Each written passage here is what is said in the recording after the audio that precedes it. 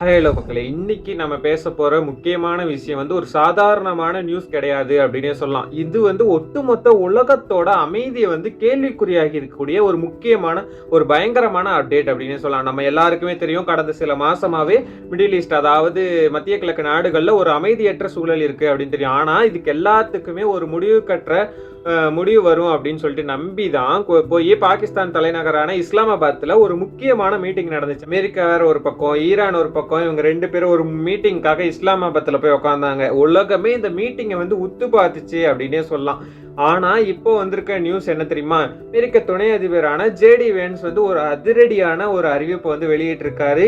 இந்த பேச்சுவார்த்தை தோல்வியில முடிஞ்சிருச்சு அப்படின்னு அதிகாரப்பூர்வமா சொல்லிட்டாரு. இது ஏதோ ஒரு 2 நாடுகளுக்கு இடையிலான சண்டையெல்லாம் கிடையாது. இதுக்கு பின்னாடி இருக்கக்கூடிய அரசியல் வரலாறு, அதனால இந்தியாவுக்கு என்ன பாதிப்புகள் வரும் அப்படிங்கறத பத்தி தான் இந்த வீடியோல நான் உங்களுக்கு தெளிவா டீடைலா எக்ஸ்பிளைன் பண்ண போறேன். நான் உங்கள் பிரபா செவிந்திரன், இது உங்கள் டாக்கிங் பிக்சர்ஸ். வாங்க வீடியோக்குள்ள போகலாம்.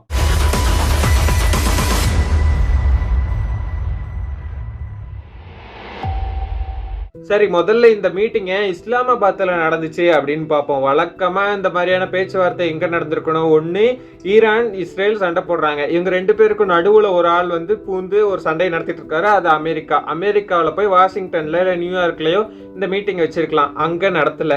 சரி, ஓகே. இதுல ஈரானோட தலைநகர் டெஹரான்ல இஸ்ரேல் கிட்ட கண்ட்ரோல் இருக்கு, அமெரிக்கா கிட்டையும் கண்ட்ரோல் இருக்கு. நீங்க 2 பேர் குண்டு போடாதீங்கப்பா அப்படின்னு சொல்லிட்டு போய் டெஹரான்ல இந்த மீட்டிங் நடத்தலாம்.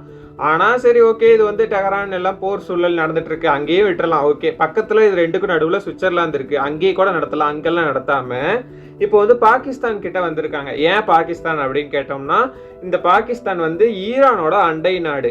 இதுல ஈரான் கிட்ட இருந்து பாகிஸ்தான் எண்ணெய் வளத்தையுமே வாங்குறாங்க. அது மட்டும் இல்லாம அமெரிக்காவோட முக்கியமான பொருளாதார நெருக்கடி எல்லாம் பாகிஸ்தானுக்கு கொடுக்காம பாத்துக்கிறதுக்காக பாகிஸ்தானோட பிரதமர் இந்த முக்கியமான ஒரு விஷயத்தை எடுத்து இதுல ஒரு மீடியேட்டரா செயல்பட்டு இருக்காரு. அமெரிக்கா தரப்புல இருந்து ஜேடி வேன்ஸோட டீம் எல்லாருமே போயிருந்தாங்க இஸ்லாமாபாத்துக்கு. அதே மாதிரி ஈரான் தரப்புல இருக்கக்கூடிய அவங்களோட உயர்மட்ட அதிகாரிகள்லாம் இருப்பாங்க இல்லையா, அவங்க எல்லாருமே இஸ்லாமாபாத்துக்கு வந்திருந்தாங்க. சரி, ஓகே, எல்லாருமே ஆஜராயிட்டாங்க, எல்லாருமே வந்துட்டாங்க. இப்போ எல்லாருமே கை கொடுத்துட்டாங்க, எல்லாம் பேச ஆரம்பிச்சிட்டாங்கன்னு வச்சுப்போமே. இதுல முக்கியமான விஷயம் எல்லாம் இருக்கும் இல்லையா, அதுல முக்கியமானது என்ன அப்படின்னு கேட்டீங்கன்னா 3 அஜெண்டா. அது என்ன அப்படின்னு கேட்டீங்கன்னா, மிடில் ஈஸ்ட்ல இருக்கக்கூடிய பதற்றத்தை குறைக்கிறது, அதுக்கப்புறம் செங்கடலுக்கு வழியா நடக்கக்கூடிய வர்த்தகத்தை இடையூறு இல்லாம அப்படியே ஃபுல்லா இது பண்றது, அதாவது எந்த ஒரு காசும் எப்பவும் போல வாங்காம இந்த ஸ்டேட் ஆஃப் ஹார்மஸ் வழியா எல்லாமே ரெகுலரா ஸ்மூத்தா மூவ் ஆகணும். அதுதான் 2வது விஷயம். 3வதா இருக்கக்கூடியதான் ஒரு பெரிய அணுகுண்டுன்னே சொல்லலாம். அது என்னன்னா, அணுசக்தி ஒப்பந்தத்தை பத்தின ஒரு தெளிவான முடிவை எடுக்கணும். அந்த தெளிவான முடிவு எடுக்கிறதெல்லாம் மிகப்பெரிய சிக்கலே இருக்கு. ஆனா ஆரம்பத்துல இருந்தே இந்த 2 நாடுகளும் ஒருத்தர் சந்தேகமான கண்ணோட்டத்தோட தான் பார்த்தாங்க. கிட்டத்தட்ட ஒரு 21 மணி நேரம் இந்த மீட்டிங் நடந்திருக்கு.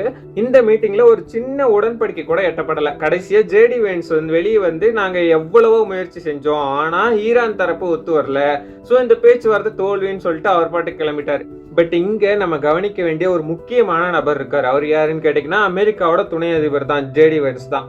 அரசியல்ல இப்ப ரொம்ப பாப்புலரான இடத்துல இருக்கவரும் இவர் தான். இவரோட அணுகுமுறை இந்த ட்ரம்ப் மாதிரி எல்லாம் இருக்காது. அவர் ஒரு நேரம் ஸ்ட்ரெயிட் ஃபார்வர்டா இருப்பாரு, ஒரு நேரம் கண்ட நியூஸை போட்டுட்டு இருப்பாரு, ஒரு நேரம் வார்னிங்ஸ் கொடுத்துட்டு இருப்பாரு. அந்த மாதிரிலாம் இருக்காது. இவர் எப்பவுமே ஸ்ட்ரெயிட் ஃபார்வர்டு, போட்டா அணுகுண்டு தான், அந்த மாதிரி தான் இருக்கும். அவர் சொன்ன ஒரு முக்கியமான விஷயம் என்ன அப்படின்னு கேட்டீங்கன்னா, அமெரிக்காவோட தேசிய பாதுகாப்புக்கு அச்சுறுத்தல் தரக்கூடிய எதையும் நாங்க சகிச்சுக்க மாட்டோம் அப்படின்னு சொல்லிட்டு ஒரு பெரிய குண்டை போட்டாரு.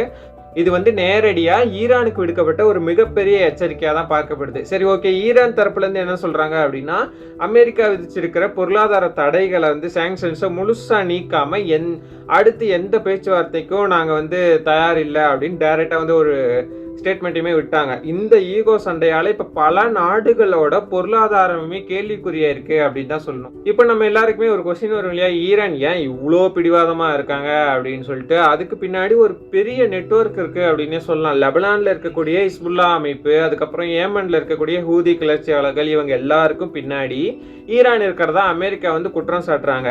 ஆனா ஈரான் இதெல்லாம் மறுத்துட்டு தான் இருக்காங்க. ஈரான் என்ன நினைக்கிறாங்க அப்படின்னா, எங்க மேல இருக்கக்கூடிய தடைகளை நீக்காம எங்களை நீங்க பேச கூப்பிடுறதே ஒரு நாடகம் அப்படின்னு சொல்லிட்டு ஈரான் தரப்புல இருந்து சொல்லப்படுது.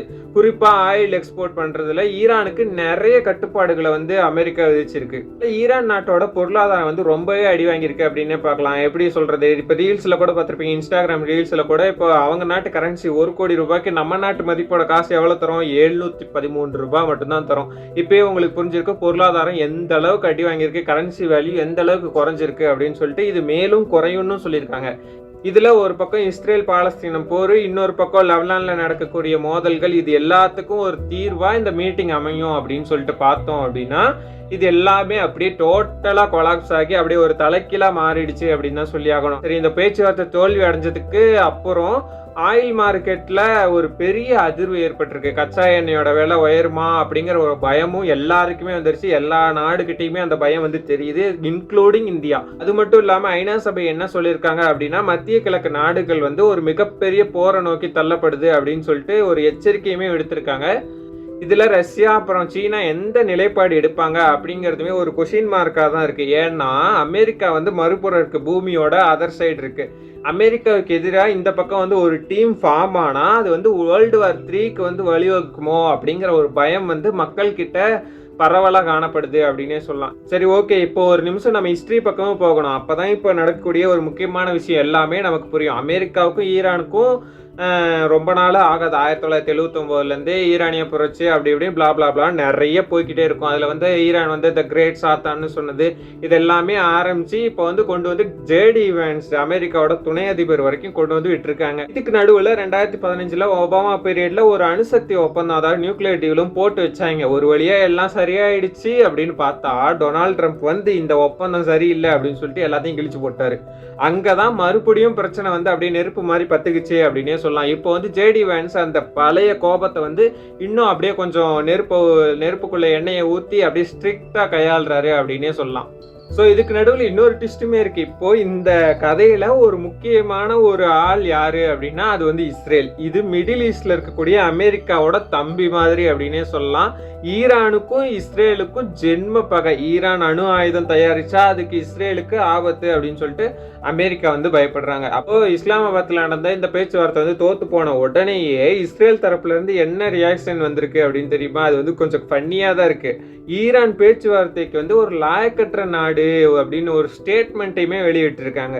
இதனால ஈரான் வந்து செம்ம கடுப்பாயிட்டாங்க. அவங்களோட நட்பு நாடுகளான லெபனான், ஹிஸ்புல்லா இது எல்லாத்தையுமே தூண்டி விட வந்து வாய்ப்பு இருக்கு அப்படின்னு சொல்லிட்டு அரசியல் வல்லுநர்கள் வந்து அப்படியே டைரக்டாவே சொல்ல ஆரம்பிச்சிட்டாங்கன்னு வச்சுக்கோங்களேன். அதாவது ஒரு சின்ன பொறி போதும் மொத்த மிடில் ஈஸ்ட்ல இருக்கக்கூடிய எல்லா நாடும் அமைதியா இருக்கிறது வந்து வெடிச்சு கிளம்புறதுக்கு ஈரான் போடுற ஒரு சின்ன பொறி போதும் அப்படின்னு சொல்லிட்டு அரசியல் வல்லுநர்கள் எல்லாருமே ஓப்பன் டாக்கிங் பண்ண ஆரம்பிச்சிட்டாங்க.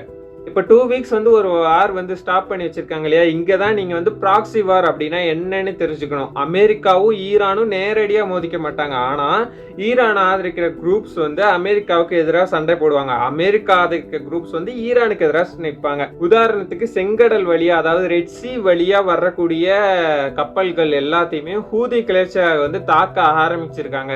நீங்க இஸ்ரேலுக்கு சப்போர்ட் பண்ணா நாங்க மற்ற நாடுகளோட வர்த்தகத்தை தடுப்போம் அப்படின்னு சொல்லிட்டு அவங்க அப்படியே ஈரான் வந்து டைரக்டா டிக்ளேரும் பண்றாங்க இல்லையா?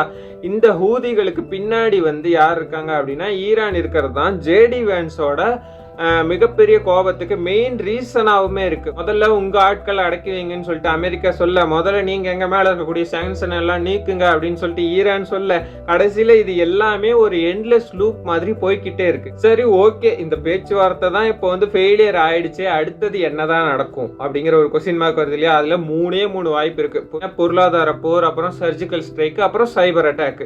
இது 3 விஷயம் தான் இருக்கு. இல்ல முதல்ல இருக்கக்கூடிய பொருளாதார போர்ல வந்து அமெரிக்கா இன்னும் கடுமையான தடைகளை வந்து ஈரான் மேல விதிக்கும் அப்படின்னு சொல்லிட்டு வல்லுநர்கள் சொல்லிட்டு இருக்காங்க. இதனால ஈரானோட கரன்சி மதிப்புல இன்னும் பயங்கரமா குறையும் அப்படின்னு சொல்லிட்டு இருக்காங்க. ஏற்கனவே ஈரானோட கரன்சில 1 கோடி ரூபாய் இருக்கக்கூடிய அந்த ஒரு தாள்ல வந்து நம்மளோட நாட்டு காசுக்கு மதிப்பு பண்ணோம் அப்படின்னா 713 ரூபாய் தான். அதையுமே இன்னும் குறைச்சி கிட்டத்தட்ட 500 ரூபாய் லெவலுக்கு கொண்டு போய் விட்டுருவாங்க அப்படின்னு சொல்லிட்டு வல்லுநர்கள் வந்து தெளிவா எக்ஸ்பிளைன் பண்ணிட்டு இருக்காங்க. அடுத்தது வந்து இதுல வந்து சர்ஜிக்கல் ஸ்ட்ரைக் தான் 2வதா இருக்கு. ஈரானோட முக்கிய அணுசக்தி மையங்களை வந்து அமெரிக்கா அப்புறம் இஸ்ரேல் வந்து திடீர்னு தாக்குதல் நடத்த வாய்ப்பு இருக்கு அப்படின்னு சொல்றாங்க. அப்படி நடந்தா இது வந்து நேரடியான போருக்கு வந்து வழிவகுக்கும் அப்படின்னு சொல்லிட்டு டைரக்டா வந்து வல்லுநர்கள் வந்து டிக்ளேர் பண்ண ஆரம்பிச்சிட்டாங்க. மூணாவதா இருக்கிறது என்ன அப்படின்னு கேட்டீங்கன்னா சைபர் அட்டாக். ஆயுதங்களை விட இப்போ அதிகமா ஒரு பாப்புலர்ல இருக்கிறது என்ன அப்படின்னு கேட்டீங்கன்னா இந்த சைபர் அட்டாக் அப்படின்னு சொல்லலாம். ஈரானோட இன்டர்நெட் அப்புறம் பவர் கிரிட்லாம் இருக்குது இல்லையா, இது எல்லாமே ஹேக் பண்றதன் மூலயமா அமெரிக்கா வந்து அவங்களை வந்து பணிய வச்சிடலாம் அப்படின்னு சொல்லிட்டு ஒரு மிகப்பெரிய முயற்சி வந்து எடுப்பாங்க அப்படின்னு சொல்லிட்டு பொருளாதார வல்லுநர்கள் வந்து சொல்ல ஆரம்பிச்சிருக்காங்க. சரி, ஓகே, இதுல இந்தியா என்ன செய்யும் அப்படின்னு கேட்டீங்கன்னா இந்த இக்கட்டான சூழ்நிலையில இந்தியா வந்து ஒரு பேலன்சிங் ஆக்ட் பண்ண வேண்டிய கட்டாயத்துல இருக்கு அப்படின்னு சொல்லலாம். அமெரிக்கா வந்து நமக்கு பெரிய ஒரு பிசினஸ் பார்ட்னர், ஆனா ஈரான் வந்து நமக்கு வந்து எனர்ஜி அப்புறம் செக்யூரிட்டி இது எல்லாத்துக்குமே ஒரு பெரிய ஆளு.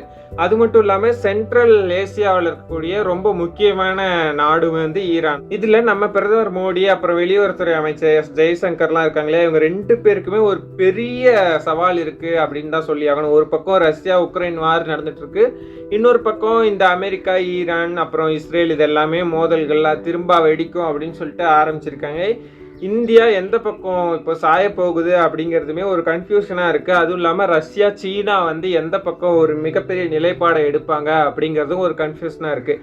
இல்லை 2 பேரையுமே சமாதானம் பண்ணி இந்தியாவும் சீனாவும் ஒன்றா சேர்ந்து இவங்க 2 பேரையுமே சமாதானம் பண்ணுவாங்களா அப்படிங்கிற ஒரு கொஸ்டினுமே எழுது. இந்த விஷயத்துல நீங்க என்ன நினைக்கிறீங்க? அமெரிக்கா சொல்றது சரியா இல்ல ஈரான் சொல்றது நியாயமா இருக்கா? இந்த மோதல இந்தியாவோட பெட்ரோல் விலை எவ்வளவு ஏறும் அப்படின்னு நீங்க கெஸ் பண்றீங்க? இது எல்லாத்தையுமே என் கூட கமெண்ட் செக்ஷன்ல வந்து கீழே கமெண்ட் பண்ணிடுங்க. அதுவும் இல்லாம இந்த வீடியோ வந்து உங்க ஃப்ரெண்ட்ஸ் அண்ட் ஃபேமிலிக்கு ஷேர் பண்ணிடுங்க. அவங்களுமே இதை பத்தி நிறைய விஷயத்தை தெரிஞ்சுக்கிட்டோம். அதுவும் இல்லாம அடுத்தபடியா நான் வந்து ஒரு முக்கியமான இன்ட்ரெஸ்டிங்கான வீடியோவில் வந்து உங்களை நான் சந்திக்கிறேன். அது வரைக்கும் சைனிங் ஆஃப் யுவர் பிரபா சவேந்திரன். இது உங்கள் டாக்கிங் பிக்சர்ஸ். தேங்க்ஸ் ஃபார் வாட்சிங்.